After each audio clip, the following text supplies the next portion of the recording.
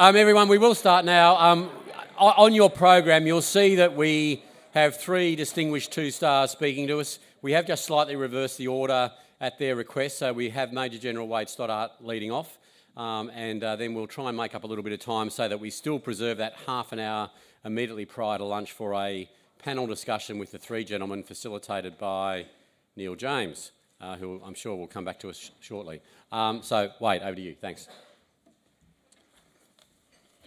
Thanks, Mick. Really appreciate the opportunity, and thanks for not trying to introduce me after CDF didn't get an introduction, so very grateful for that.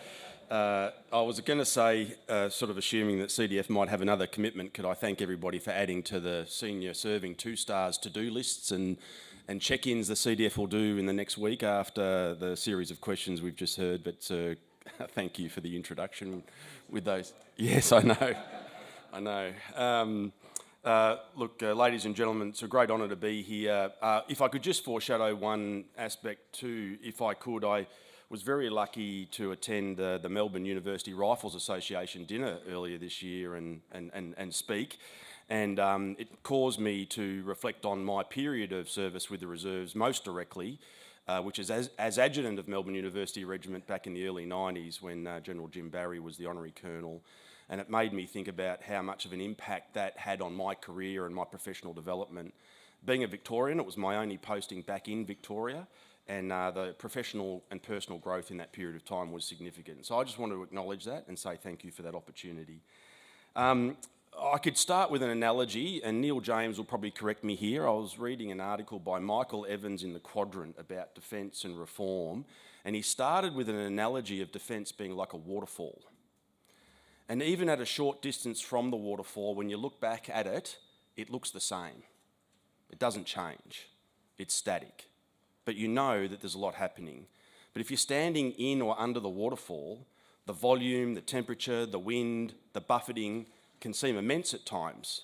But even from a very short distance, it looks the same. And so in a period of great change for our Defence Force and our strategic circumstances, as has been outlined, the waterfall analogy really resonates with me, and if you think back to your service periods of time, I wonder if it resonates with you. And now for many of us, or you who may not be serving anymore and you're looking back at the waterfall, is it really that static and the same? I'm going to move through it a bit of a canter, because whilst we're largely on track, we're not.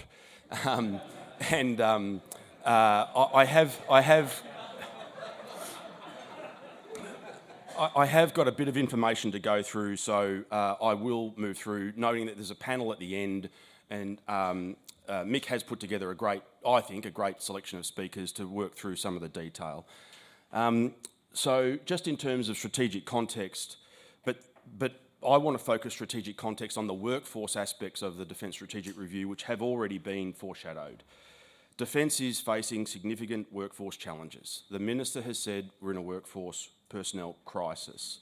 Addressing these challenges will require innovation and boldness for both the Defence Australian Public Service workforce and the entire Australian Defence Force workforce, but it also speaks about the workforce supporting defence industry and broader security-related industries as well. Risk appetite, approaches to recruitment must change, increase the speed of recruitment from application to enlistment or appointment, and recruitment periods of time must be measured in days rather than months. Reserve employment is a key element of the Defence Strategic Workforce approach, and further enhancements are required to improve the utilisation of that workforce. I note Mick's comments around the part-time component of the ADF workforce, and terminology is important, and I look forward to making sure that I'm compliant with the most appropriate terminology. As part of the comprehensive strategic review of the ADF reserves and reserve service, Defence needs to investigate innovative ways to adapt the structure, shape and role of the reserves. ADF reserves must not just complement the total defence workforce, but also provide the expansion base for the ADF in times of crisis. In terms of response, not completely, but mostly in response to the DSR workforce recommendations, the Secretary and the Chief of the Defence Force released a joint directive in June 2023 this year that detailed a reorganisation of the Defence People System and establishment of the Chief of Personnel, Lieutenant General Natasha Fox, now my boss. The aim of this reorganisation is to achieve an integrated defence personnel system, people system, strategy-led, enabled by effective policy settings to deliver affordable, viable and sustainable workforce generation and retention. And this has required changes to the functional responsibilities of a number of different areas. The Vice Chief of the Defence Force, the Deputy Secretary People Group, and also the roles and responsibilities of the Chief of Personnel, Lieutenant General Fox. And these changes will create, and are creating, a further integrated defence people system. So just to foreshadow some of those, and you've got representatives here from almost every aspect of this area. So firstly, perhaps I should foreshadow this section by saying that the integrated workforce has to service 5 domains. And they've been foreshadowed before, the traditional domains of maritime, land and air, but also more specifically space and cyber in a more uniformed integrated approach. And in my mind, you know, I work through the concept of a Chief of the Defence Force, a Vice Chief of the Defence Force, the Service Chiefs of Navy, Army and Air Force, and now the added responsibilities of the Chief of Joint Capabilities as the Capability Manager for Space and Cyber. The fact that people join the Navy, Army and Air Force, but we have 5 domains to service out of those 3 ways of looking at the workforce. In terms of specific functional changes, VCDF is also the Joint Force Authority, and whilst he's had responsibility for building an integrated defence force from the aspect of capability, as in major systems, he now has more direct responsibility for workforce design and capability requirements to build an integrated ADF from a workforce perspective. So establishment changes drive the personnel system. The establishment for the Australian Defence Force is now controlled by our Joint Force Authority, who is bringing together all of the elements of capability in terms of design to ensure it's as integrated as possible. And we've got Air Commodore Tony Hindmarsh here with us at the moment, who's leading much of that reform and change on behalf of VCDF at the moment. The Deputy Secretary of Defence People will have responsibility and more assets to support enterprise workforce strategy and policy. And we are a total workforce of more than just the ADF and the Australian Public Service. The defence industry is an incredibly important part of the overall capability effect, and there's a broader public service impact of national security institutions that can help us as well. And it's an area that we have not been as strong in as we should have been, and we are now working hard to get better at that. And most importantly for me, the Chief of Personnel will command the military personnel organisation within Defence People Group and deliver the ADF personnel system.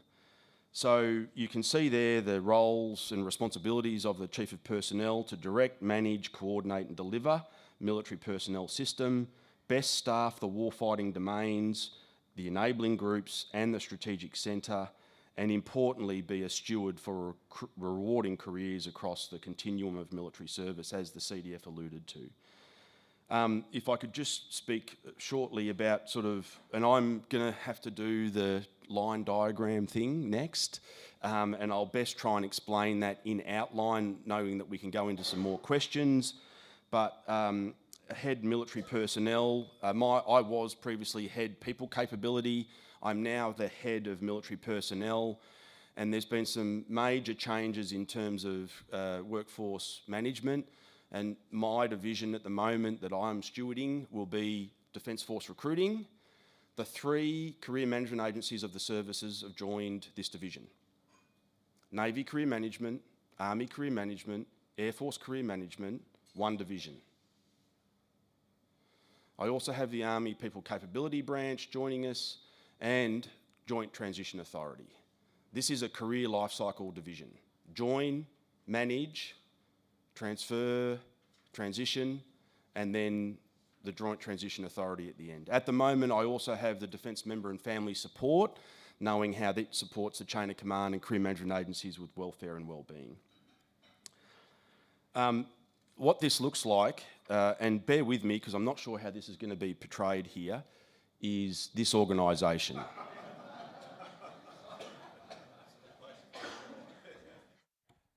So I'm hoping this microphone is loud, and I'm very impressed with the technology here. We'll see how this works. Right. Okay. Okay. So importantly, can I just make the point that Defence People Group is still the group, and we have the existing Deputy Secretary of Defence People, Miss Justine Gregg, and then we also have over here the Chief of Personnel, Military Personnel Organisation, with Lieutenant General Fox. So this is a diarchy. There's a separation of responsibilities here, and I just want to describe to you the organisations within this group. General Fox has a quirky sense of humour. She's calling this a super group. So you choose, Queen, ABBA, Dire Straits. We are a super group. So over here we have the commander. So this is what's now in terms of General Fox's organisation. Joint Health Command has come from Joint Capabilities Group, as has the Australian Defence College, and as has the head of Joint Support Services Division.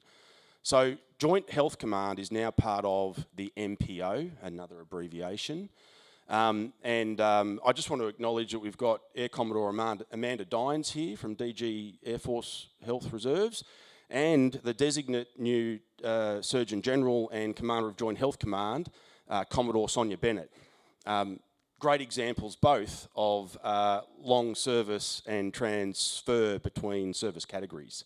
And congratulations, Sonia, as your appointment to replace Admiral Sharkey and your impending promotion and appointment. Look very forward to working with you. Commander Australian Defence College, Rear Admiral James Lybrand, looking at the Australian War College, our Defence Force Academy and our Defence Force Training Centre. And then we've got General Doug Laidlaw's joined us with Head of Joint Services Support Division and his areas of responsibility. And then we've got this Head of Military Personnel, which I've just described. So the Joint Transition Authority, Defence Force Recruiting, Defence Member and Family Support, and then the three career management agencies from each of the services.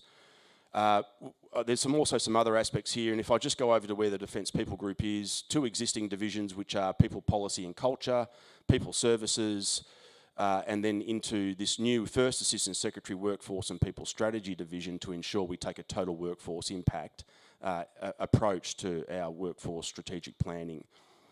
Could I just foreshadow the magnitude of that change? I think there's been articles written about the importance of career management and its reflections towards culture of our services, our reward mechanisms.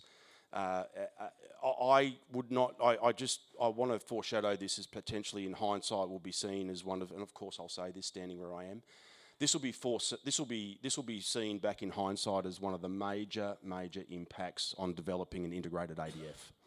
And the challenges before us are not unsubstantial.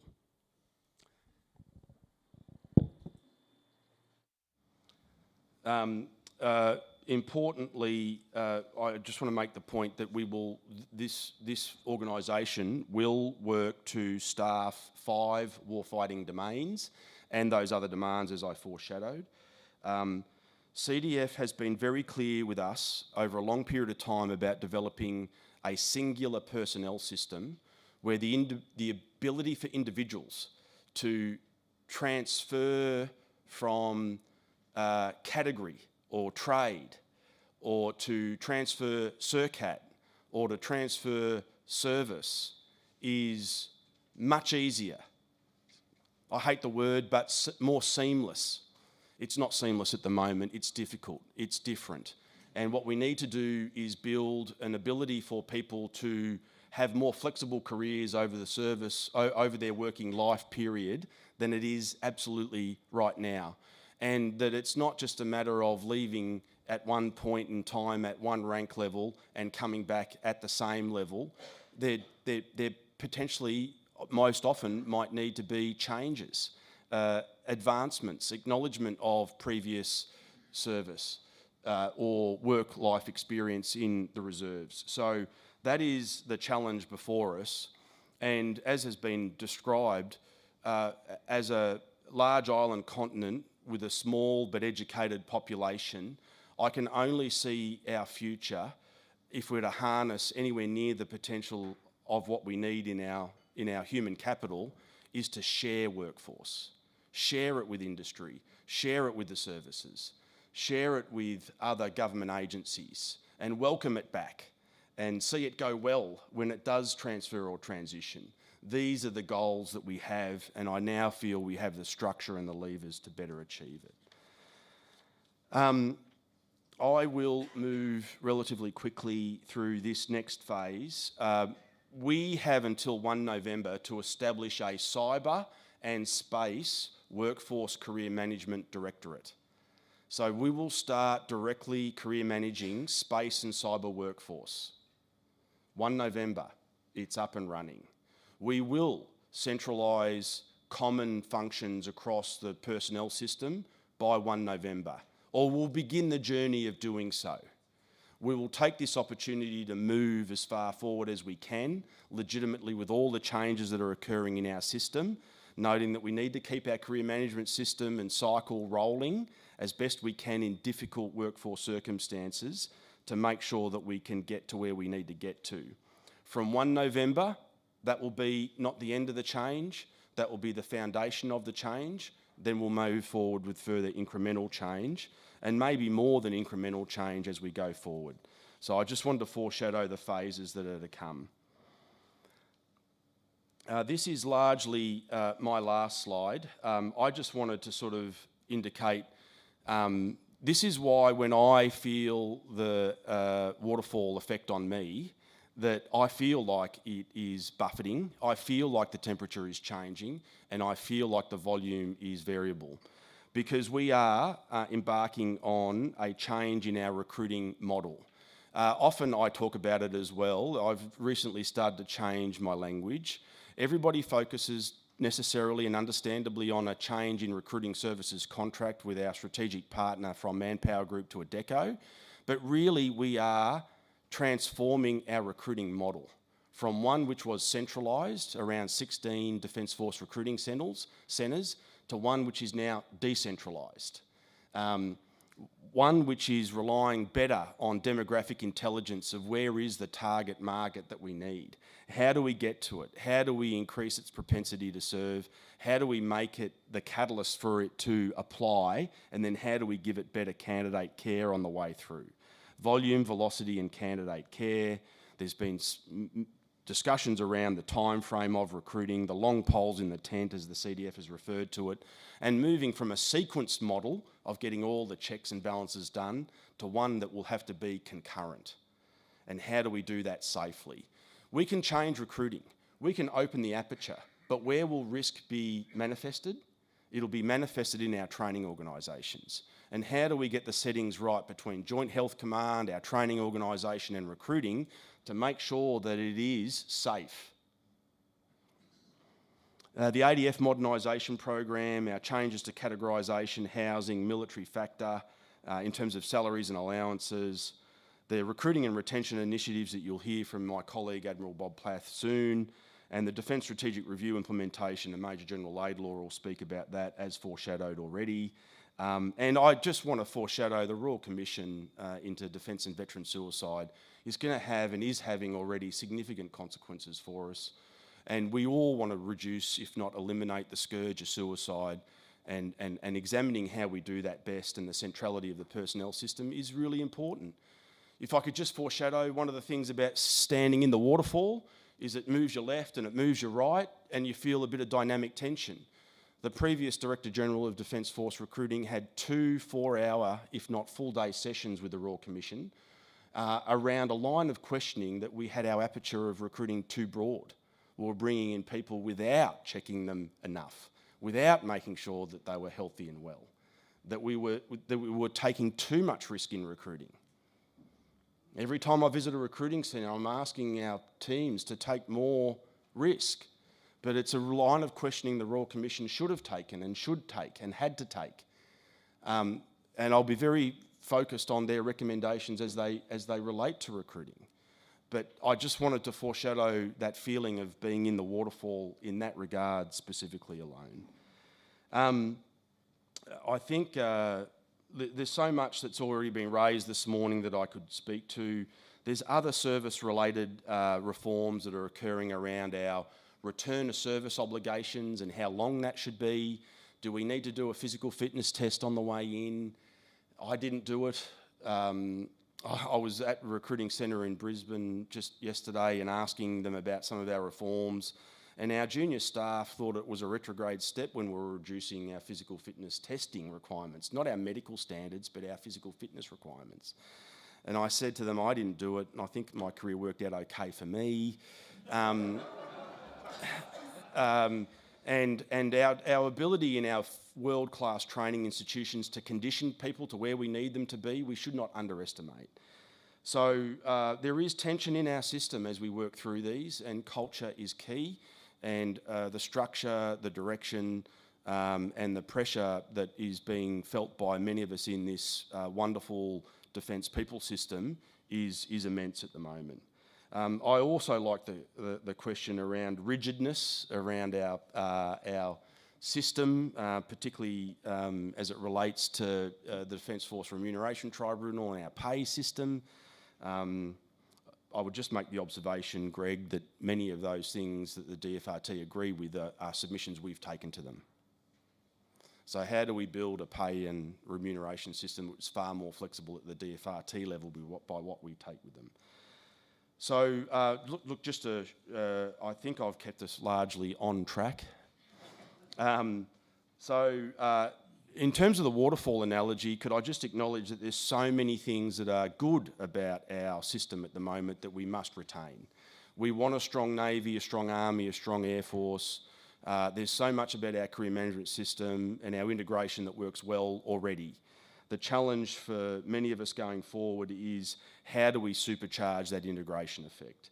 How do we ensure that the strategy that's been laid out we can meet with the culture of the organisation through our demonstrated actions and the systems and processes that we put in place and the sequence within which we attack them.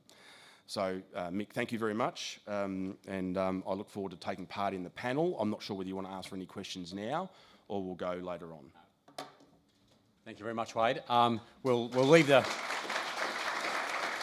question parts to the facilitated discussion and panel discussion with Neil, and I'm not sure I can rely on Generals Thomae and Admirals Plath to keep us broadly on track. I just would make the observation, the comment about rigidity of remuneration, and I mean it's also parallel in the space around conditions of service, and indeed the Reserve Service Protection Act and the safeguards that brings.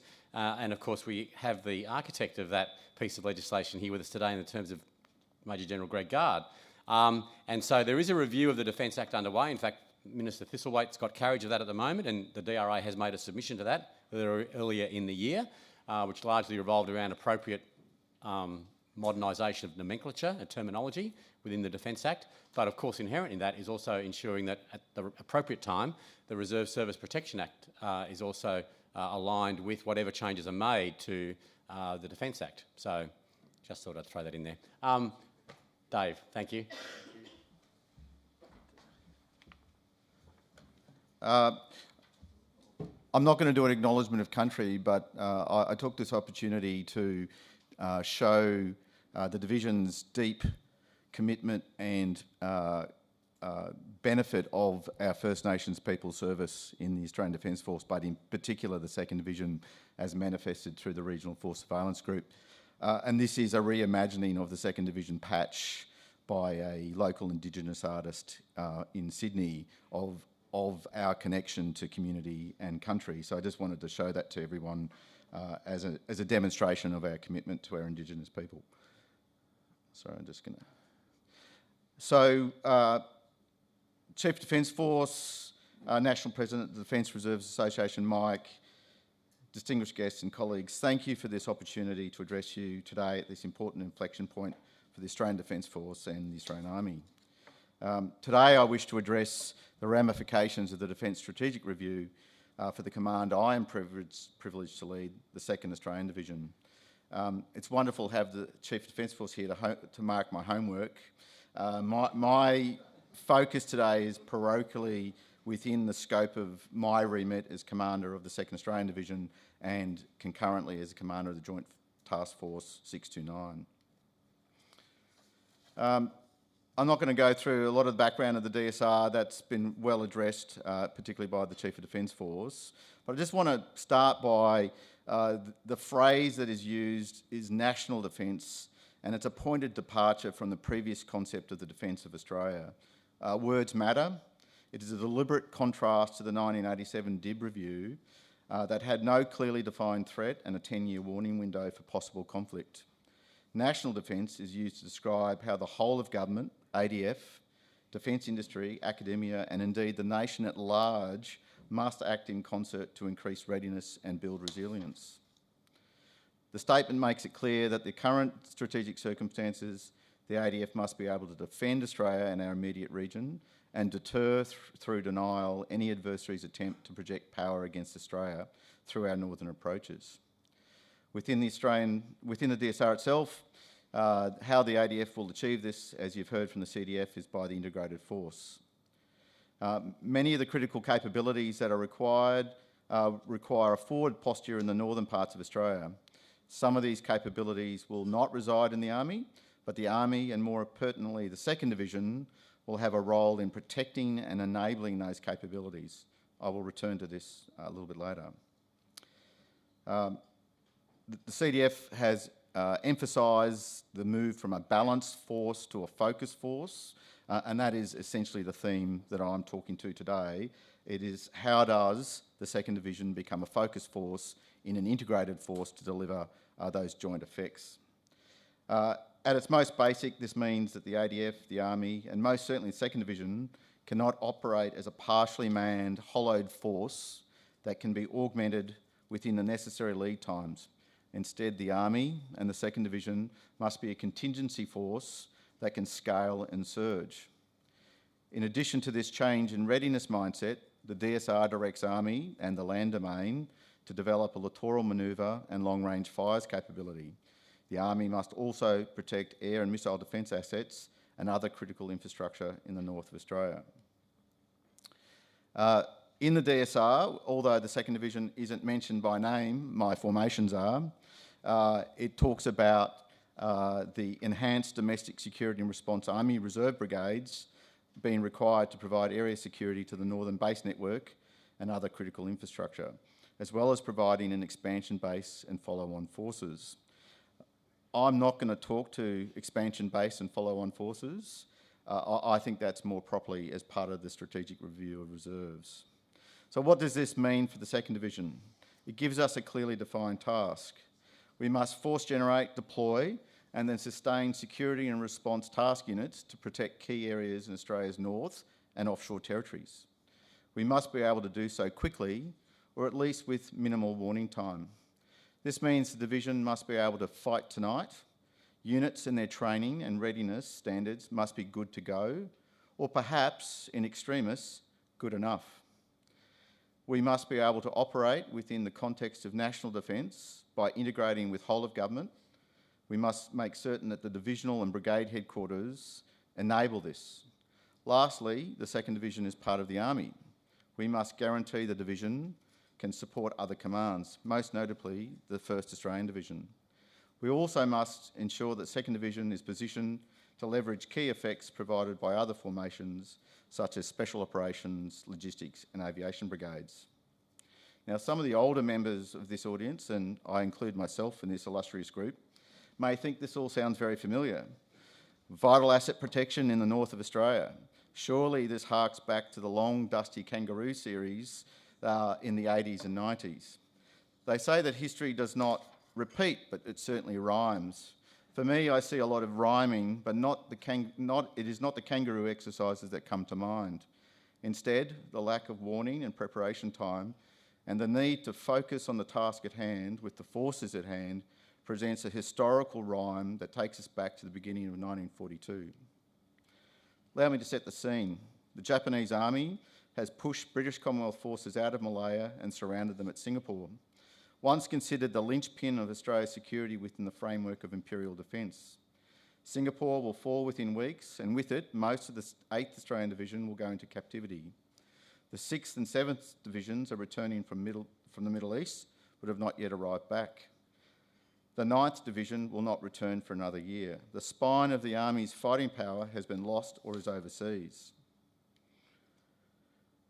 The militia, the antecedent to the present-day Army Reserve, tasked with Homeland Defence, comprises 5 infantry and 2 cavalry divisions.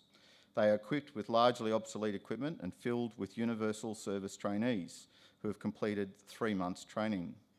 Lieutenant General Sir Ivan Mackay, General Officer Commanding-in-Chief Home Forces, is tasked with readying the militia to counter a potential invasion. He conducts his appreciation of the situation and records in his diary, and I quote, "The employment of home forces must be governed by the principle that the forces can be used only as they are at the given moment and not as they are planned one day to be.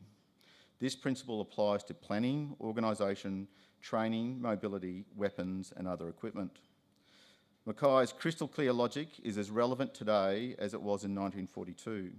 There was no time to flesh out a skeleton force, and what forces were mobilised and trained at that point in time were what he would fight with.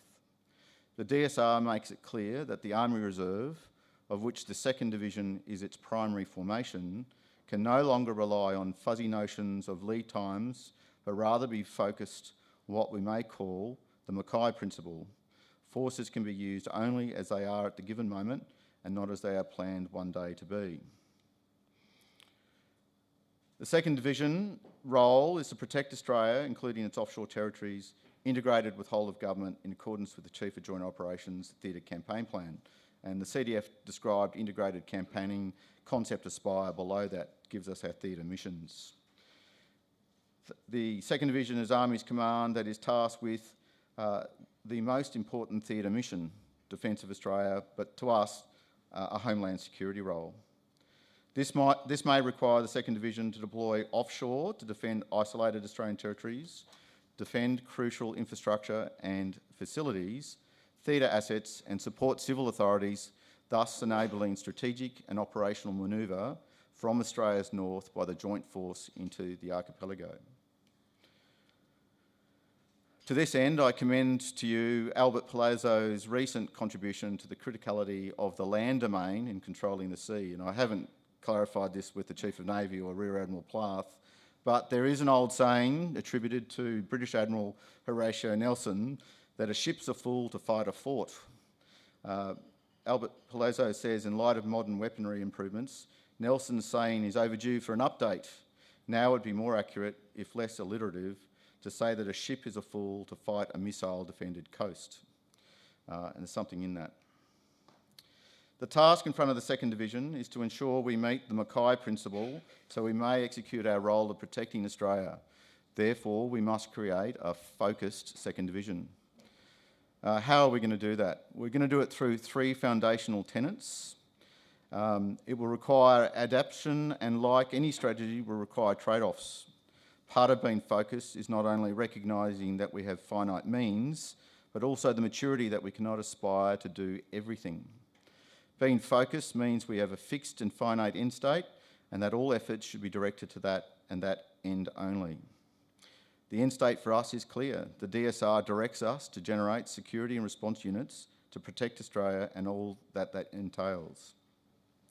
The 2nd Division is built on a long and rich tradition of men and women in the militia, CMF and Army Reserve, who have readied themselves for the defence of the nation. Many units in the 2nd Division have battle honours that predate the creation of the Australian Regular Army, but also Federation. This is a source of inspiration and provides us a wealth of historical precedents to guide and inspire us. As such, our first tenet will be we will leverage our history but not be tethered by it. In many ways, this task is made easier as we have a rich vein of history to tap into. We've been tasked with this before. After it was mobilised in late 1941, the division guarded the coastline from Newcastle down to the Royal National Park, augmenting the fixed coastal defence gun emplacements. Then for 2 years, it deployed to an area between Perth and Geraldton, where it manned dispersed coast-watching posts while maintaining counter-landing and vital asset protection forces inland. This combination of the screen and protect functions is mirrored today with the 3 units of the Regional Force Surveillance Group, which will provide the eyes and ears in the north for the security and response units protecting assets. Homeland defence is a holistic concept, and contributing to the resilience of the civilian population is a task that is every bit as essential as protecting assets. In this regard, the 2nd Division has a wealth of recent experience in conducting operations in support of partner agencies, commencing with the 2019-20 bushfires through to COVID, and more recently the floods in Queensland, New South Wales again, Victoria, South Australia and Western Australia. Not only did this practice the division in generating forces quickly, it also allowed us to develop deep and continuing relationships with other government agencies and emergency services organisations across the country. Likewise, the initiative of my predecessor, Major General Steve Porter, of the Reinforcing Battle Group has cemented an operationally focused force generation mindset within the division. We will leverage this mindset for the task at hand, and we will also leverage what the Reinforcing Battle Group emphasise, that foundation warfighting is the division's centreline. After all, the 2nd Division came into existence in 1915 as a fighting division of the 1st AIF. The skills, knowledge and attributes garnered through foundation warfighting will allow the division to generate security and response forces, but they also allow us to respond to DAC tasks off the line of march. If we are mindful but not tethered to our history, we will have the freedom of action to innovate and organise in a way that readies us for our role to protect Australia. This is especially the case for us as part-time professionals. We don't have the luxury of time to pursue exquisite, perfect solutions, perfection being the enemy of the good. Therefore, our second tenet is that the 2nd Division adopts the mindset that only focused efforts can generate focused effects. I've made it clear that we have been directed to protect Australia, and we will do so with limited warning time. To that end, the 2nd Division will make several changes to its force structure and training. I'll only highlight 2 here today. The first is training. As a part of the wider restructure of the Army, the 2nd Division will transfer all university regiments under command of the 8th Brigade to Forces Command in July 2024. This allows the 2nd Division to be more operationally focused, and we will soon, in fact next week, commence a 3+2 individual training model. In essence, this is 3 weeks of recruit training, 2 weeks of what we call the land combat module, followed on by on-the-job training in units to complete the mandated initial employment training. So we're not breaking the MAE, Wade, but we're staying within its boundaries. Likewise, collective training, including command post exercises and field exercises, will be tailored and focused on homeland defence roles. The collective training baseline is 3 Charlie, a platoon within a company, and the higher headquarters at Echelon will be certified through simulation and command post exercises. The second example I wish to illustrate is the bespoke logistics unit raised specifically to support the security and response units. The 8th Operational Support Unit, which has been created from the 8th Combat Services Battalion, will be able to generate deployable operational support teams to the north of Australia. In recognition of the enormity of the logistics bill to support deployed units, we have also beefed up the logistics staff functions in the divisional headquarters. Lots of other changes coming, and the Chief of Army will announce a lot of that at the symposium in a couple of weeks. But what I say is the division's operational tasks may require the investment and focus on different or new capabilities to the exclusion of others. That is part of our journey of transformation. The division is of and from the community. We are citizen soldiers who live and work in the community, and it is the community which provides new soldiers to the division and nourishes those already serving. In many parts of Australia, particularly in regional and remote locations, we are the face of the Australian Army. We must ensure that the 2nd Division's structure and footprint broadens and strengthens this symbiotic relationship with the Australian people, but not at the expense of achieving our role. This will require investment in developing working relationships and gaining deep familiarity with operating with our other partner agencies. And by working with others, we achieve more. There's a theme here, and it's come through from the CDF as well. So then, our third tenet is our relationship with the community sustains us, while the relationships with our partners enable us. The division comprises of part-time officers and soldiers who have other jobs and are anchored in a specific location. By necessity, the 2nd Division's units and depots must be located where people live. But today we face a problem that has been apparent for some time but must now be addressed. Our depots are based on historical demographic patterns. Some of our depots were built during the 1911 Universal Training Scheme. Communities which have nobly sustained us in the past may not be able to do so in the future. And we must consider whether the current footprint balance is right for 2023 and beyond. To be a viable force, we must consider what high growth corridors that we can tap into to ensure our footprint sustains us. Our locations are just one facet of the issue though. Recruiting and retention initiatives has been described, and I won't steal anyone else's thunder about that, but they're paramount for how the part-time workforce delivers capability. While we have Section 28 of the Defence Act, which details the provisions for calling out the reserves, we will not assume that we can rely on it as the sole mechanism to scale the division. And noting that Doug will talk later today about the strategic review of the reserves, it sort of falls outside what I'll talk about. Just want to briefly talk about our relationships with partners. If we ensure that the division is integrated and partnered within Army, the other domains and across government agencies, the division will be able to achieve more with less. As the Army's Homeland Defence formation, we must be able to work with a broad spectrum of whole-of-government agencies, as well as leveraging the national support base and latent resilience within industry to enable integrated manoeuvre from and through Northern Australia. The division's commanders and staff devote substantial effort in maintaining the relationships that allow the Standing Joint Task Force 629, our operational construct, to function in a joint and interagency setting.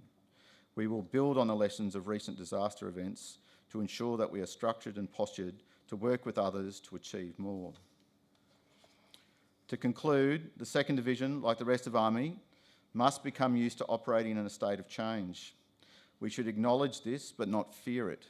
Indeed, the history of our division is one of repeated adaptation to meeting government direction and to respond to strategic contexts. Like our forebears, we will adapt again to ensure the division is ready to serve the country in whatever way its government and people ask of us. We will adapt by becoming a focused 2nd Division. Thank you.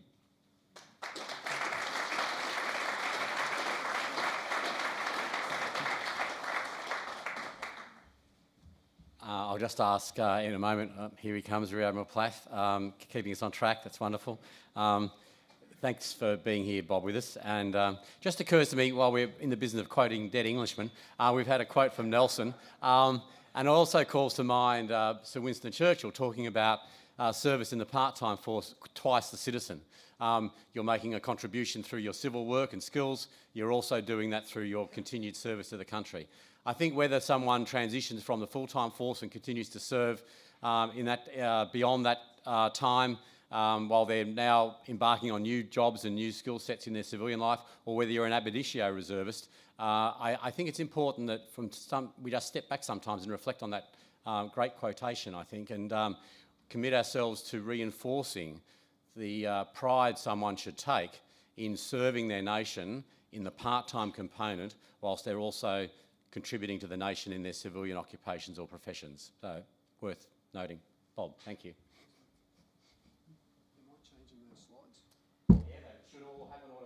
Okay, thank you. I think broadly on track must be a land navigational concept. I think if I reported to the captain of the ship that we're broadly on track, I would be peeling spuds down in the galley for the rest of the afternoon. Ladies and gentlemen, Mick, thank you for the invitation, and look, it's great to be here. I find myself with a choice. I have some really well-chosen pros to regale you with, but listening to the questioning this morning and some of where it's gone, I feel that they may not meet where you'd like to go. So I think in following my commander's intent, which is to be bold, to take risk and transform, if you'll bear with me, I will try and keep us on track and just go to some of the areas that seem to be of interest here this morning. Can we just click through? The slides won't be of much use for us. Just go through. Next one. Next slide. Just if you're wondering where the tip of the spear actually is, that's...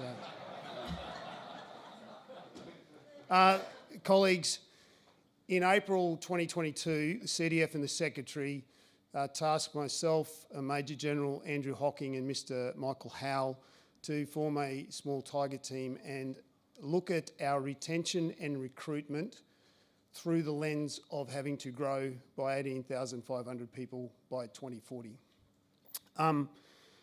We did that, but and I'm paraphrasing, sir, the added guidance that the CDF gave us was that the answers are out there. Out there somewhere in the department, people know the answer. We just need to find them, articulate them, and then champion them.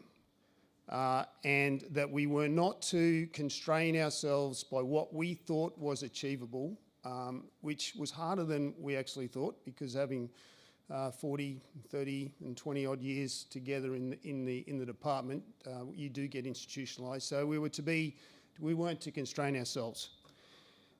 What did we find? And what we found was that there were 5 key contributing factors to our growth challenge. The first was suboptimal recruiting processes and parameters.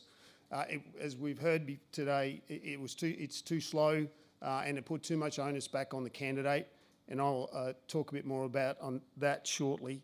The second was sustained tempo and negative workplace experiences. If you walk away from here with one thing, it's the workplace experience.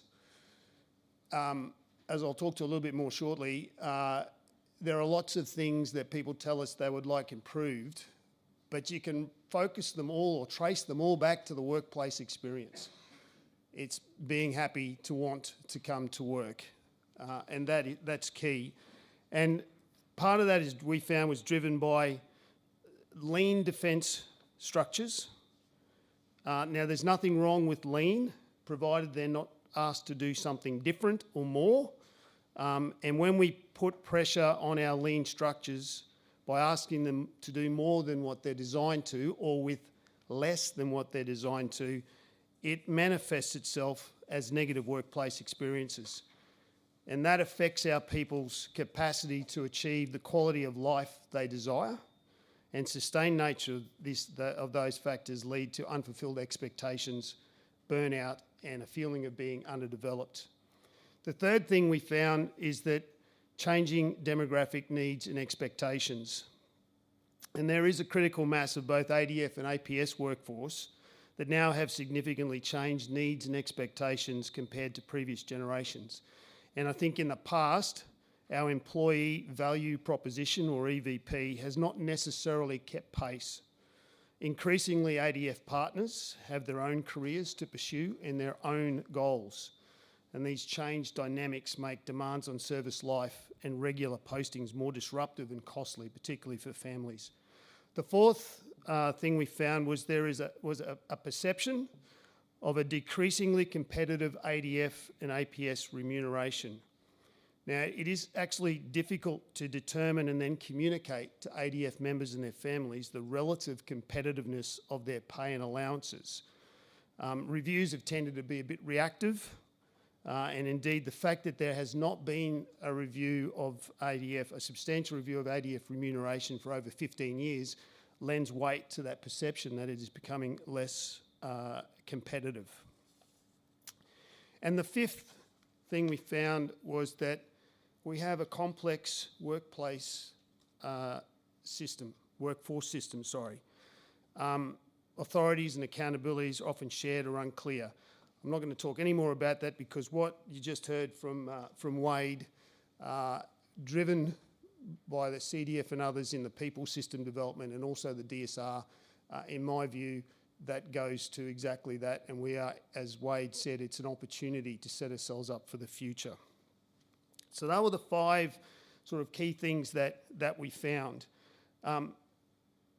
Accepting that the changes driven by the DSR and the workplace system are going to look to rectifying most of the structural issues, I'm going to focus just now on what we call what is called the employee value proposition.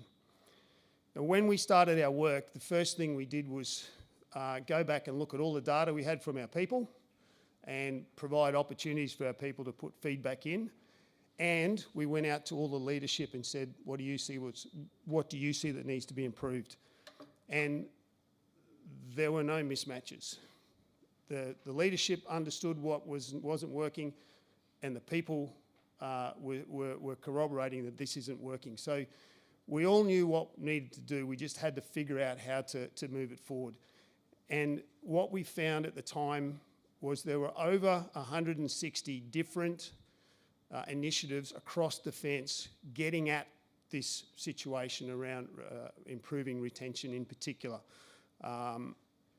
That's not to give any indication to anybody that there was duplication of effort. There was not. That is a demonstration that we all knew, as the Chief had told us, we know what we need to know to get on and fix things.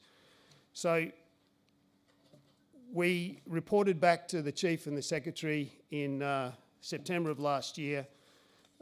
They approved 6 immediate actions which have been delivered, and directed me to form another small team, slightly bigger than the Tiger team, to get on with developing detailed planning for the other initiatives. And that's where we have been working, and they all fall really within the EVP. And they go at the key things our people said that they wanted. We have a remuneration review that's underway. That remuneration review includes all ADF salaries, so that's reserve and all CERCATs, I should say. That review will also look at our pay structure. So it's going to ask those that work within the people system, what does our pay system need to be? What does it need to provide for the future? How do we make it flexible enough and agile enough to be able to deal with what we might want to do in the future? It will benchmark. It will come up with a model of how we would benchmark ADF salaries. And importantly, it's a model that is going to be given to us, the ADF, so that we can then apply it at appropriate periods moving forward, so we're not doing a retrospective sort of review again. And the Minister mentioned it this morning, the other key area that our people talked about was their housing support. And that's everything from our subsidised housing right through to support for home ownership. And there is a reserve aspect in that with certain reservists eligible for the DOHAS system. So as we've looked at the EVP, we have not looked specifically with a reserve lens. We have looked at it through an ADF lens, and wherever there is a reserve connection, that is all in scope. We haven't asked ourselves the question, should there be something different in the EVP for any element really of our workforce? We're working with what's there. I would suggest that reviews that Doug's going to talk about shortly will be one of those reviews that will lead to potentially asking that question. Our team has been involved with Doug's team for the last few months in making sure that we're not missing anything from a reserve perspective. And there's a couple of EVP elements specifically for reserves that we could talk to if you want later on, but it's in scope if it's in our EVP at this point in time.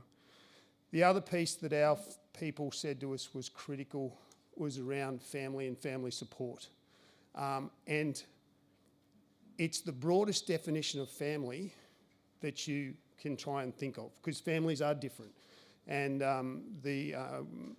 in DPG, through one of the divisions there, what's called the modernisation program has changed some of the way in which we classify families. So it is more flexible to allow for more flexible family constructs. But there is an opportunity for us in our EVP in the family area. For example, you can, defence families can access tutoring for their children when they have started to have a problem at school. Why can't we have tutoring for people in preparation for the fact that they are going to have to change schools or whatever? These are policy levers we can look at modifying, which we hold. We hold the levers for that. Partner employment.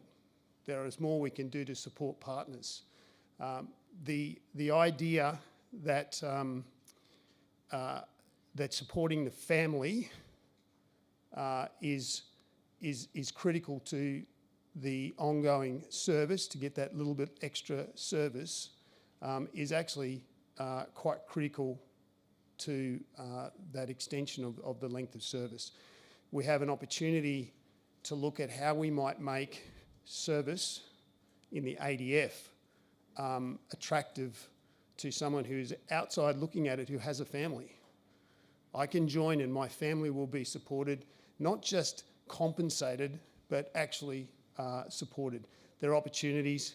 There are dollar tags that will go with that sort of stuff, which is, as the CDF said, we're to come forward and talk about what the benefits will be, and we're still working through some of those. The final element I'll talk to at this point is is personal development. I, for one, was quite surprised when we went and did some targeted engagements. Our young people, the first thing they wanted to say was, I want to be able to do personal development. I want to be able to choose to go and do a course or whatever. Not professional development through military, but growing themselves. And we have some schemes to do that, and one of the quick or the immediate actions that the CDF and Secretary approved was an uplifting of what we call a Defence Assisted Study and a thing called Study Bank for the APS. All we did was tip some more money into that bucket, and the response has been very, very positive.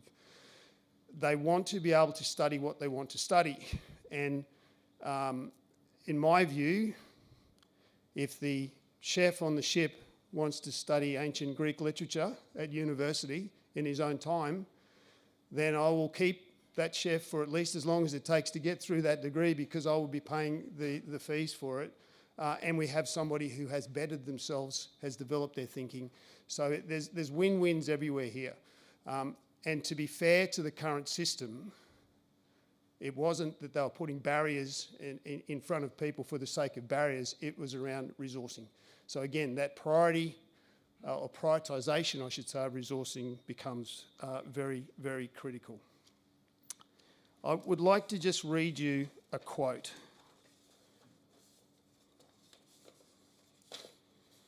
Where is it?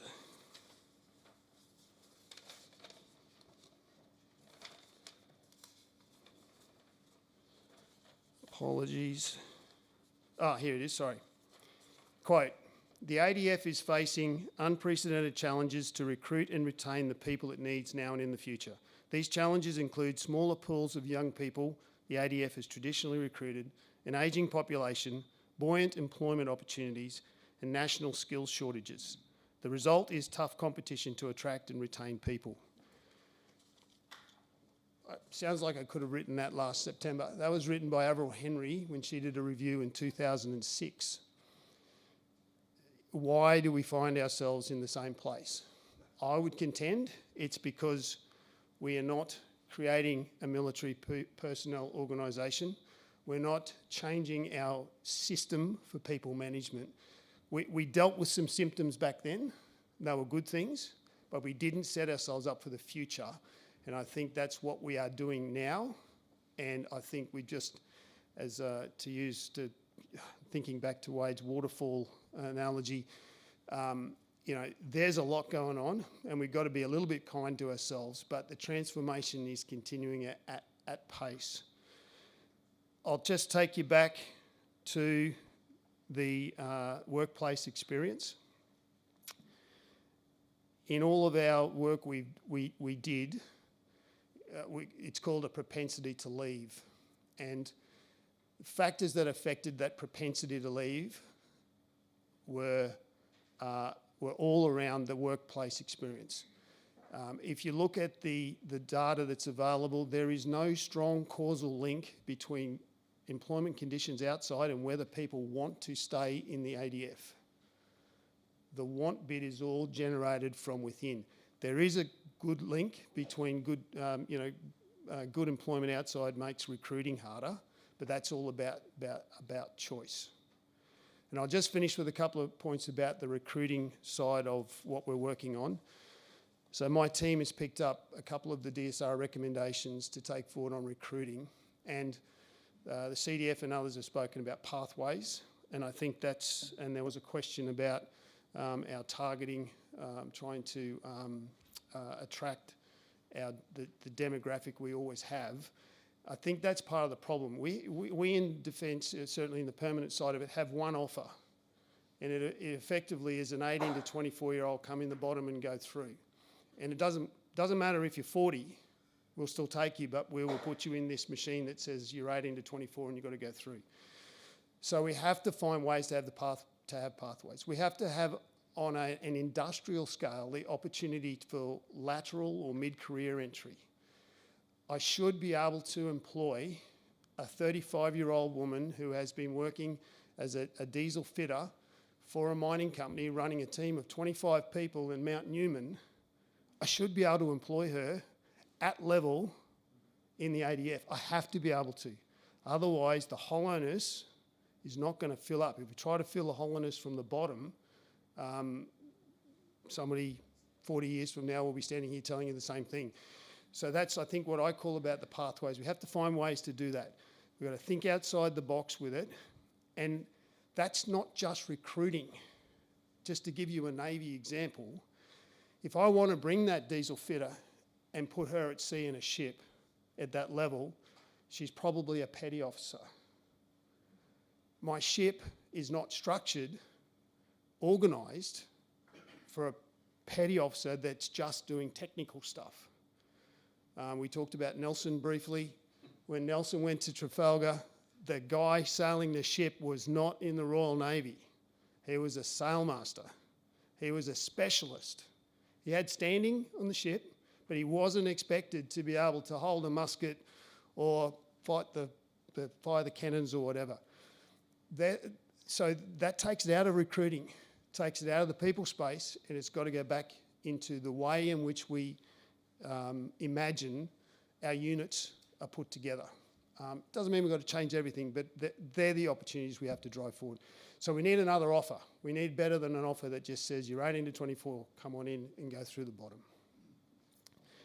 I'll just leave you with this last observation. It's the workplace experience. It's wanting to come to work. The anticipation of the workforce experience looms large in decisions to join, and that's circuit agnostic. Doesn't matter where you're going in our organisation, or even if in APS colleagues, it's what you experience in the workplace that is the really big, the critical factor in the decision to leave or stay. I'll pause there, Mark, and we can take questions. Apologies, that was a bit disjointed.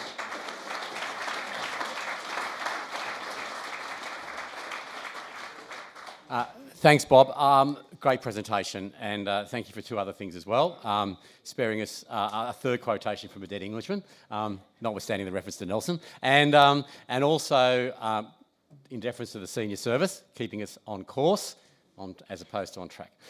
Great. What I'll now do is ask Neil James to facilitate a discussion using the three 2 stars that we've just heard from, all different facets, but all getting after, in so many respects, the same issues around the contribution of the part-time force. So I haven't given much guidance to Neil, in fact, zero guidance, but he's been here before, and the only refinement or enhancement that he'll be comfortable with, I think, here is that during the course of his facilitated panel discussion, there will also be the opportunity for him to see from time to time, perhaps, some Slido questions here on the big screen. Neil, thank you very much for helping us out today, as always, at these conferences. Thanks.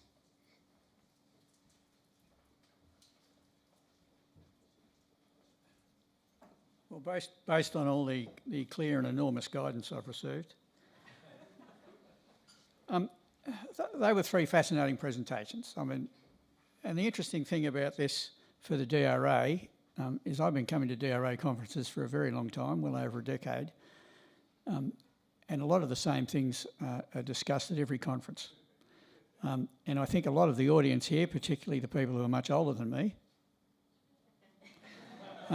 would realise that we've gone around the buoy a lot of times in the Defence Force over this. I'm old enough to remember the 1974 Colden Review of Defence Force pay. I might have only been in my second year at Duntroon, but I can remember how that was going to solve all our problems forever. I look at Commander 2nd Division's presentation and I see numerous exercises I participated in all through the 1970s, 1980s, 1990s and early 2000s. Again, we're going around the buoy sometimes without necessarily remembering how we tackled some of these things in the past. But it struck me that all three presentations were really not just looking at recruiting and retention, they were looking at the differences between growth, being able to plan growth over time, being able to surge the force suddenly, and also mobilisation, which is much more than just finding the people. It's actually finding the other resources you need to support the people. So if we were going to have a look at this, I think one way to start off with is simply to say, many times over the years, the Defence Force has been accused of having reform fatigue.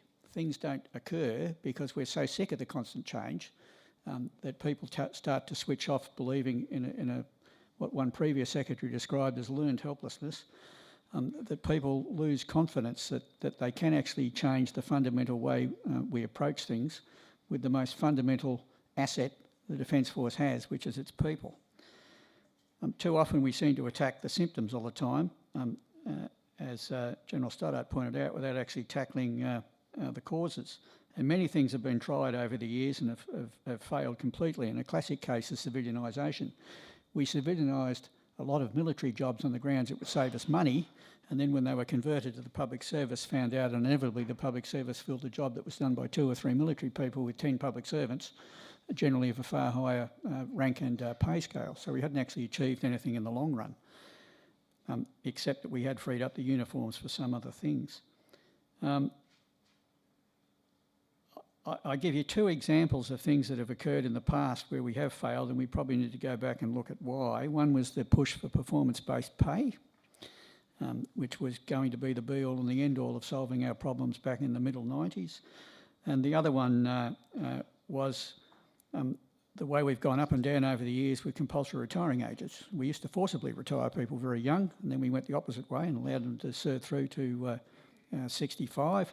And in some cases, we then cracked down on people who were still willing to serve after 65, weren't allowed to. There are a number of these things that we surely have to tackle in the long run. So I suppose what I'm saying to our panel is that constant reorganisations, like putting the career managers back into joint command, which we have tried before, and undid it because it didn't actually work then. We have to look at why it didn't work then and how it can be made to work now. But it's not the reorganisations and changing the wiring diagrams that's surely important. It's the fact that we have to develop, surely, an adaptable Defence Force. Its adaptability has to be the answer, or else all our different reorganisations over decades are never going to achieve the solutions that we want over time. So I suppose what I'm saying to our 3 speakers, what are we going to do this time to make us so adaptable that we just don't keep going round the buoy again? So in the 2028 DRA conference and the 2035 DRA conference, the people who are lieutenants and captains now don't do what my generation do and stand up and say, well, we actually tried this and it didn't work then. Why can't we go back to what worked?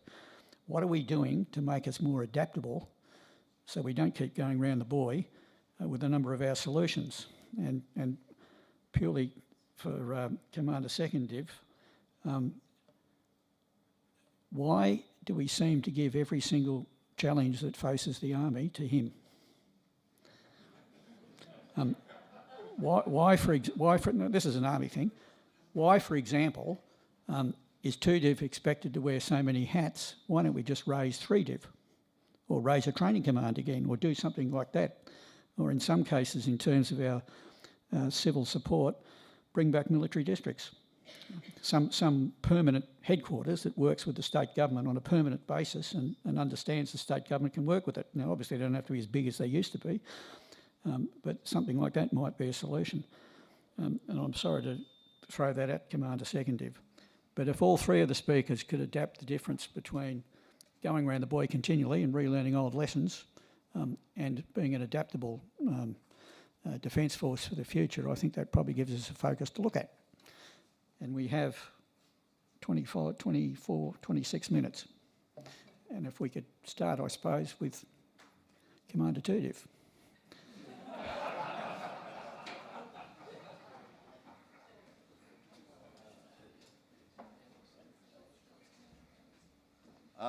Thank you. That's very useful. I feel a bit like the CDF about commenting on things that are within my frame. I might start with a bigger question, and I think it's one that the Reserve Review needs to decide, and it's the role of reserves. So in multiple white papers, and we had occasion to go back through every review of the reserve as part of our own understanding, so back to end of World War II and all the way through to obviously the Miller Review, and finding out what the themes were from each of those. But is the reserve a strategic reserve? Therefore it's there to go behind the full-time force and then be the follow-on force, or is it an operational reserve that provides you contingency forces? Well, we haven't had a lot of guidance in the past about what that role is. Where I'd say now I have very clear guidance on that, and for the 2nd Division it's very much an operational reserve built about developing capability for contingency forces, but that consumes me. I'm not therefore got capacity to be the strategic reserve that others want me to, and I think that will definitely have to fall into the broader review. What was interesting when we looked through all the reviews through history, and I might acknowledge Mark Armstrong in the room as Commander Land Brigade. His thesis is on this, so I'm looking forward to getting the first draft of your PhD, Mark, no pressure. But one of the real defining problems for the reserve was about clarity of purpose. And then the flow-on effect is, if you don't have clarity of purpose, how do you match your resources and capabilities to a lack of clarity? So it's just this vicious cycle that you go through. And what I feel like right at the moment is, I've got clarity of purpose. The Chief of Army is now going to match resources and capability to that clarity of purpose. And I don't want to get ahead of him in terms of how he will talk to us just over a week about how the Army responds to the Defence Strategic Review, about how Army becomes more focused to what it needs to do.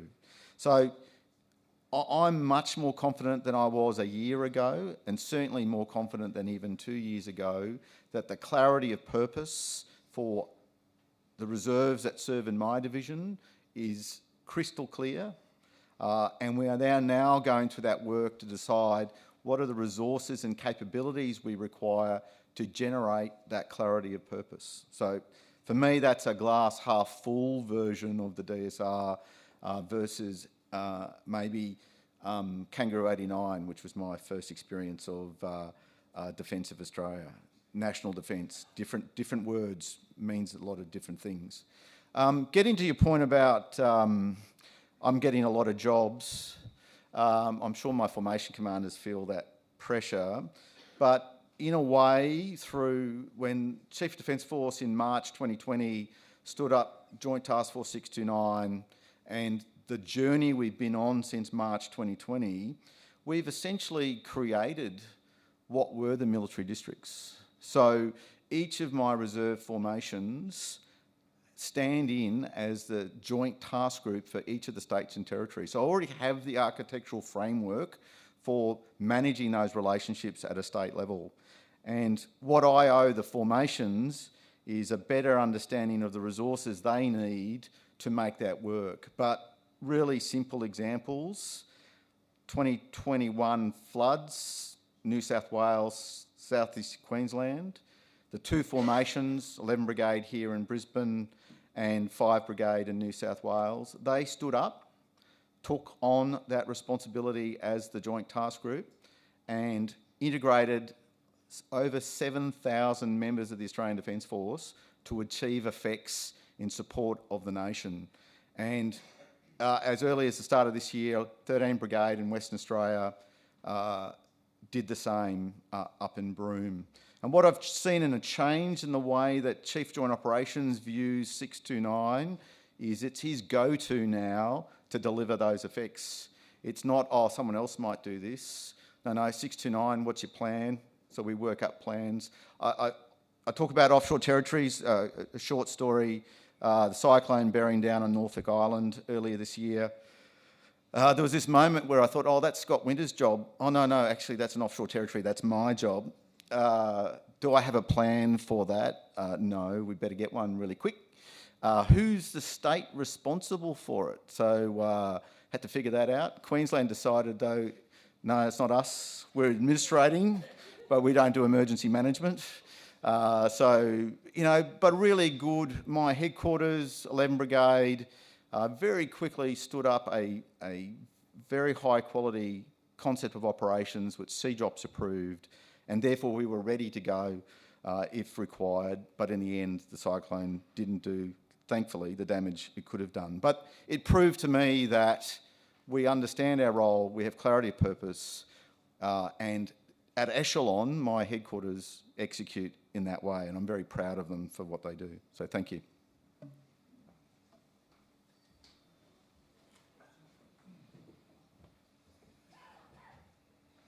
Neil, thank you as ever for the incredibly quick critique of my optimism about the significance and historical perspective with which we will look back on this. It is good that you've done that so quickly to me and crushed my morale. But look, it's a really good point. I remember, sorry, a quick analogy again, being as the adjutant at Melbourne University Regiment, I remember General Peter Gratian coming and giving a presentation to us.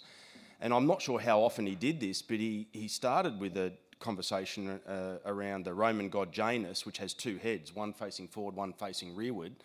And the challenge for us all is to look forward and embrace what is needed and what we need to do, but also to look back and take what is important from the past. And I thought that one of the tenets of Dave's presentation about, historical precedent and antecedents is so important.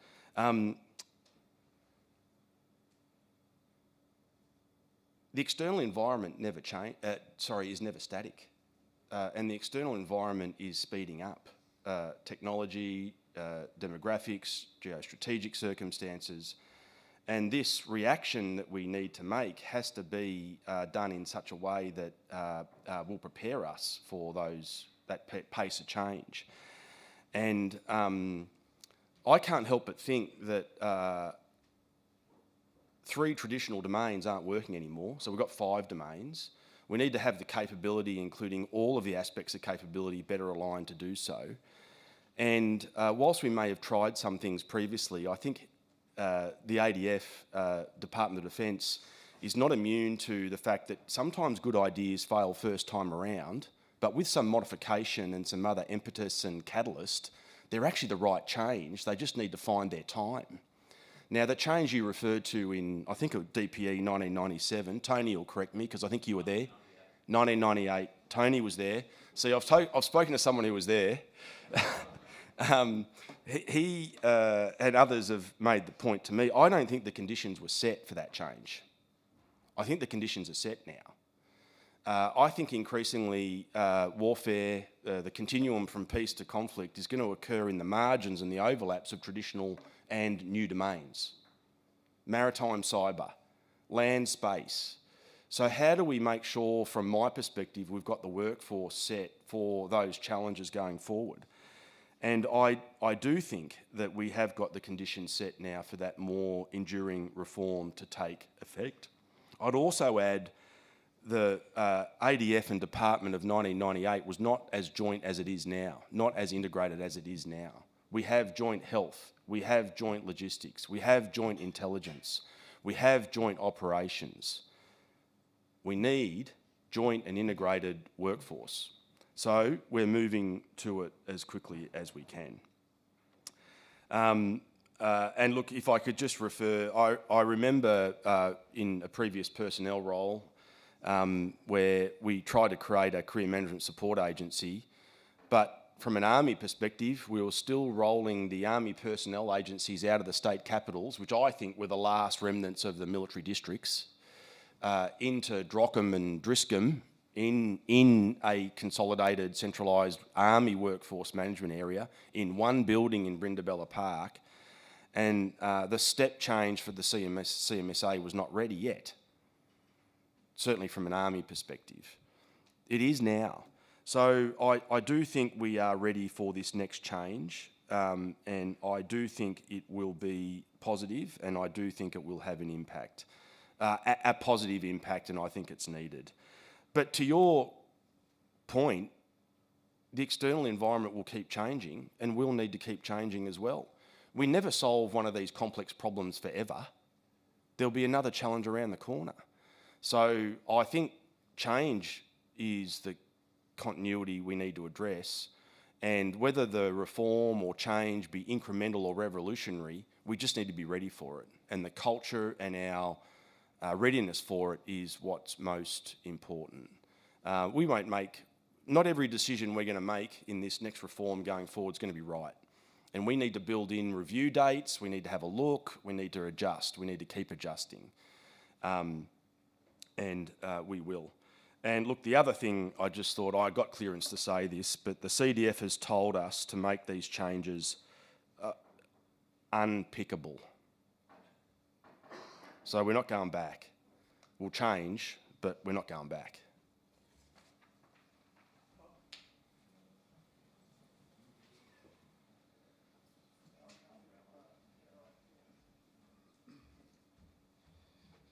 It's always good going to work with Wade because he is the optimist.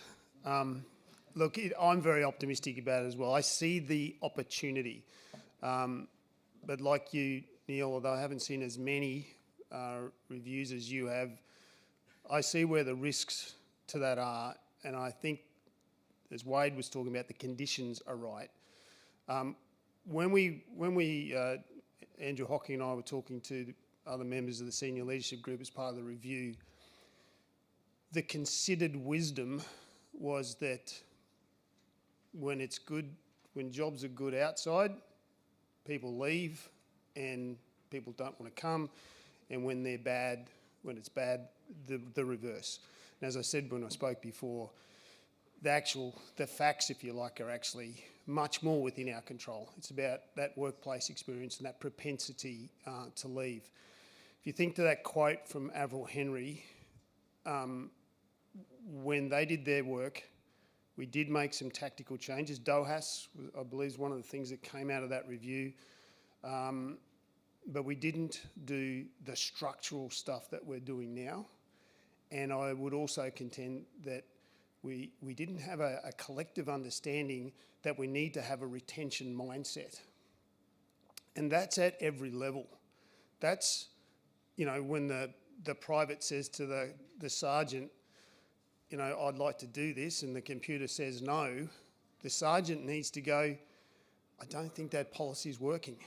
Let's ask a question, and it's happening. I can tell you we get questions, and we're changing stuff. Every day somebody brings something up and you look at it and you go, that policy is dumb. and everybody's just been applying it because it is policy. So I think the conditions are right for it. With our recruiting side of it, we are getting a better understanding of the risk that we are managing. It's easy to pick on health, sorry guys, but the health, you know, everybody's heard the story of the young school athlete who comes in who's had a knee reconstruction, and we put him through several different specialists and then say no, because you might need more health on that knee later. As the current fleet commander says, if he wants to be an Aegis maintainer, I will give him 5 new knees. Just get him in the door. I'm being a little flippant, but it's managing the right risk. And there is a risk in the health system. If you bring that person in, we will have to expend more resources, etc., on looking after that person. But what is the preeminent risk? And I think everybody around the table now is understanding that we've got to manage the right risk, and I'm confident we're going to get there. And you're looking at your watch, Neil, so I'm going to run away.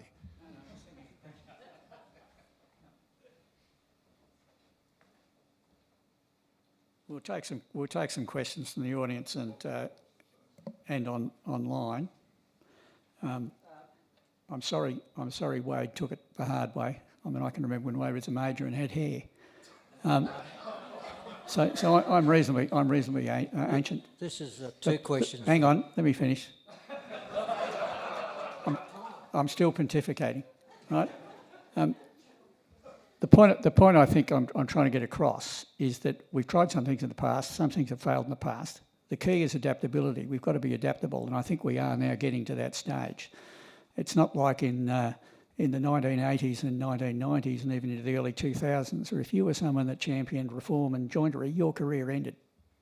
I think we've moved on from that, and I think that's probably a good thing. Paul, you have a question. 2 questions and part of a statement. I think General Stothart talked about terminology is important, and we've been talking about and we support the part-time element of the ADF. But the reality is we're not part-time. We are not part-time. We've got people that are doing over 150 days a year. They're not considered to be part-time. The Total Workforce Management System flowed out of Project Sawakan, which the DRA was heavily involved in with Greg Gard and Jim Barry and others. And it was to provide a seamless transition between the service, between particularly part-time to full-time. But then when it was taken away from the reserve element of the Australian Defence Force in the people group, of course we put barriers in. And one of the barriers is you want to be a part-time person, you can only do that at CERCAT 6. But you can't be a CERCAT 6 unless you're a CERCAT 7 first to go back to part-time. So we are not part-time, and that's one of the things that we need to address in the context of the work that's being done by the various agencies. And the other thing that I've never understood, and we've raised this numerous times, and I'm getting quite confused about where this is going to flow, we used to have a very strong recruitment element on the universities, particularly the established universities, before the CAEs became universities. And we had Air Force units on those universities. We had very strong general enlistment battalions on the university regiments. I can recall a time when Sydney University Regiment had 1,000 soldiers on their books. 1,400, wasn't it? I stand corrected. And we trained very well. And those people, for example, there was a lieutenant from SUR who topped the Mortimer's course at the School of Infantry. When there was a vacancy came up in Vietnam, he went to Vietnam for his term of service because he topped the course at the School of Infantry. He later became the CEO of SUR, Murray Neal. Now, we are not looking at holistically. We say, yes, there's a reduced numbers of people, ageing workforce and all those other factors, but there's a whole group out there that we're not actively recruiting how we used to recruit, and there's the scope there. If we could do it then, why can't we do it now? They're mostly young people, they're mostly highly qualified, they may come in and do 2 or 3 or 4 years general enlistment, they might leave, come back. There's plenty of scope, but we're not looking at that and putting them under, from 8th Brigade, because, there's been numerous restructures, part of RMC, now to 8th Brigade, now to Forces Command. So if recruiting wants to build that up in the university regiments, how is that going to work when a whole different command structure's in place? The only solution was to take the mic off him. John Howes has got a question online. He just says, in November 1964, I was recruited in the University of New South Wales Regiment in one evening. Had a medical, issued kit, allegiance affirmed. I just think with the technological advantages since, we should do better. I was retired from the Army at age 50 in 1995. The quick enlistment was not wrong. Fair point, and I think no one really needs to answer that. Is there another question in the room? A much shorter question, Neil. And I did promise General Stothart a simple question. So this is coming, General Stothart, the simple question. Although I think Admiral Plath, you also have a view on this. But General Thomae, this is one problem that 2DIV doesn't have to fix. The simple question is, in terms of remuneration for reservists, there's a lot of complexity there when you start looking at the different trade scales, the taxable and not taxable nature, the superannuation, the potential applicability of medical and dental support for reservists, and even whether other allowances such as rental. So they're all very complex. But there is one really simple one. To work out the reserve daily rate at the moment, we use the Circat 7 one, and we assume that they work 7 days a week, and we divide by 7. We recently had a Circat 6, well, not that recently, a few years ago, and they work out their pay 4 days a week, and we said, well, that's 80% of a Circat 7, because Circat 7 work 5 days.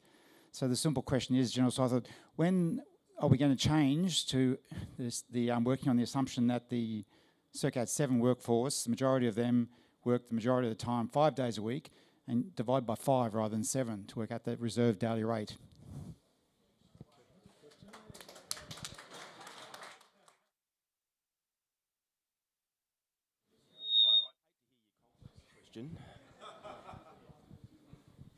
I'd hate to hear a complex question. I know you think it's. I know you think it's simple. Bob, are you gonna? Can I phone a friend? Are you going to help me out with this one? Is that on? Yeah. So that is part of the remuneration review. So all of that has been fed in through Doug's team into the remuneration review, which is being done by Deloitte, and they will come up before they prove themselves maybe less than worthy in front of the Senate. But anyway, but that's in there, mate, and it is. I'm anticipating they will come back with a bunch of different options for us to be able to proceed either way. But I would contest that the next review, which talks about what the reserve is the actual critical one, because you pay people in a normal business, you pay people based on how your business is set up. And I think that's where we could get some real impetus to say this is what the reserve should look like, and therefore this is what the remuneration should look like. Ultimately, if I had my way, I'd just make it flexible, pick a box if you like, but I won't go any further because that's just my opinion. But it's in the review, mate. Delivers in February next year.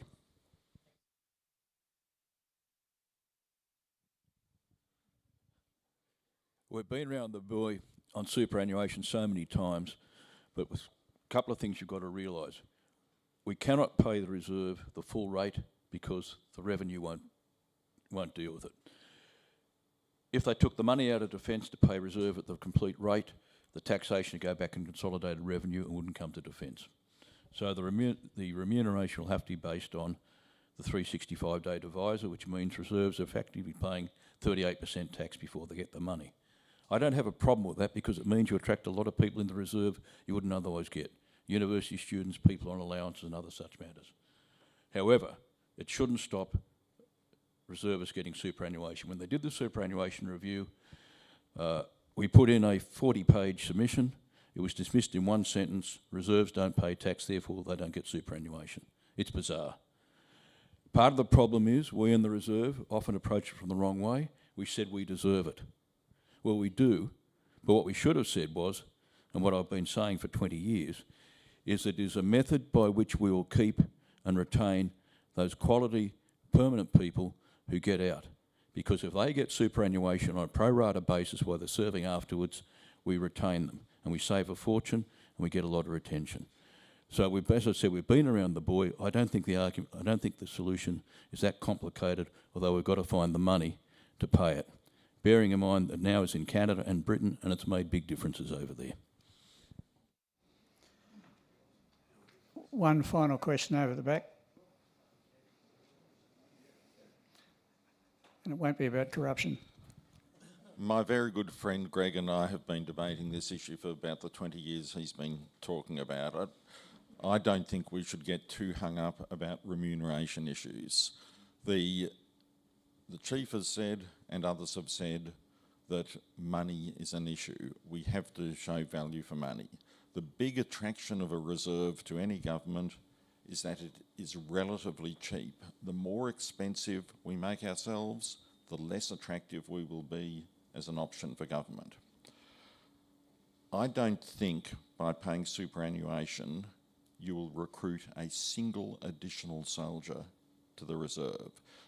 Yes, it will be an attraction for some people transferring from the full-time army, but you won't get one single additional soldier off the street if superannuation is paid. Nor will you if a divisor of 270 rather than 365 is used. I've supported the change in the divisor for years, but I think at a time when money is going to count, you will lose more people by closing a depot in the wrong place. You will gain more people by opening a depot in the right place than you will ever influence by changing the remuneration of reservists. Yeah, the simple point about super though is it might actually be a retention thing as it is in the US forces, where people stay in the reserve longer because they're accumulating pension. Just to continue the conversation that my very good friend Paul and I have been having for in excess of 20 years, and just to pick up on your comment, we have analysed every single component in reserve salaries, including the divisor. Everything you've said is correct in terms of its impact. Now, if you run a survey of reservists and you say, what form of remuneration do you want? You will find that the reservist is an inherently sensible person and will respond by saying, I want the form of remuneration that gives me the most money. Now, why wouldn't you say that? So, if you run a survey in this room, and I'm looking around, I know that you will be in a significant number in the top tax band. If you are in the top tax band, then you will always prefer the current system of tax-free pay because it gives you the most amount of money. If, on the other hand, and I look around for the staff, and there are not too many young people here, but if you're a university student, without a shadow of a doubt, you will say, I would much prefer to be paid on the equivalent of regular conditions of service. You don't care about the tax, you do care about the money, and you want the part-time job. So, if we want to get university students into the army, it's very simple. Say, we will offer you now as an option the reserve equivalent of a regular's pay and conditions. If you want to keep the people in this room in the army, you will say, continue the current system. I would suggest to you that we need both options. What did the CDF say? Flexible pathway choices. Let us move to a system, not where we fight the divisor, which you're doing, and I understand why, but rather we simply say we want choice. Why shouldn't a reservist be able to choose between two entirely acceptable remuneration systems. If you do that, the Army Reserve will change overnight. We're working on the assumption that there won't be any more former members of the judiciary or current members of the bench wishing to talk. I'll hand over to the President, but I would make one quick point about the Ready Reserve. The Ready Reserve worked because their HECS was paid. And a similar scheme now would attract university students like nothing. Talk a bit more blue and white because Ready Reserve in the Air Force did not work. Well, it worked to the extent they kept a lot of it, particularly in the ground defence category.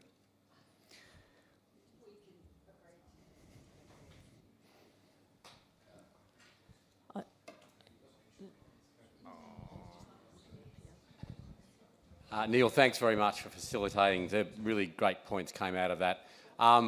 Picking up on the issues around, I'm not going to, we've had three eminent jurors talk about remuneration and devisers and so on. I'm certainly not going to challenge them in any way. But I think the overarching point, and one that addresses the issues around the differing forms of part-time service as well within Navy and Air Force in particular, is that we need options. It's not about whether you agree or disagree with a particular set of conditions right now as they currently are in the extant form.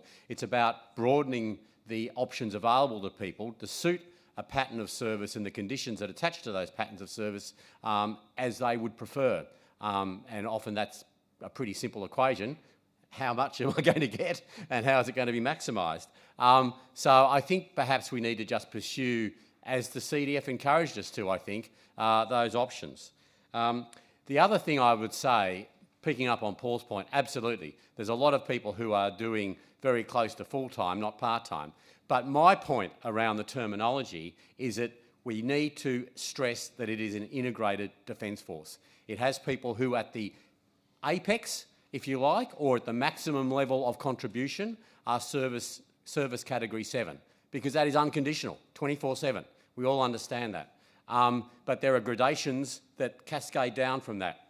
No reference to waterfalls intended, but yeah, there you are. And going down that scale, my philosophy around conditions of service is pretty simple. We all have the same conditions of service, and it's a sliding scale, depending upon the level of intensity and duration and effect that your service is being rendered in. That's something which is easier said than done. I understand that. But it's a simple proposition philosophically, and it would also accommodate both those who are moving from Circat 7 to a different form of service and those who are serving in an ab initio sense in the reserve. So I'll just leave you with that.